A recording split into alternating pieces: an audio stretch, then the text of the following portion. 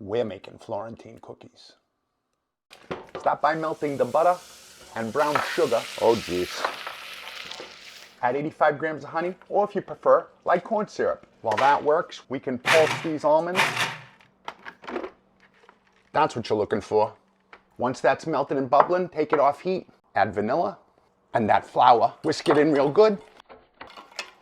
Add those chopped almonds, fold them in, and that cookie batter's done. Preheat your oven to 350. A little cooking spray on your measuring spoon to keep it from sticking. Parchment will work, Silpat even better. Give your cookies plenty of room to spread. That batter stiffens right up. Give those cookies a last minute shaping and straight into the oven for 10 minutes, spinning halfway in between.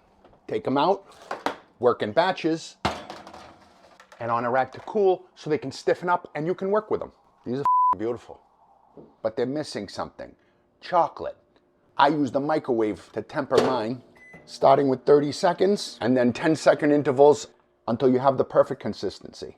Did I mention in Italian bakeries where I'm from, they put chocolate on the flat side and sandwich another cookie in between, making these unbelievable. That's a great Valentine cookie. Oh, crunchy chocolate, toffee, almond. That's some decadent ass bougie shit. Really good. That's like I remember.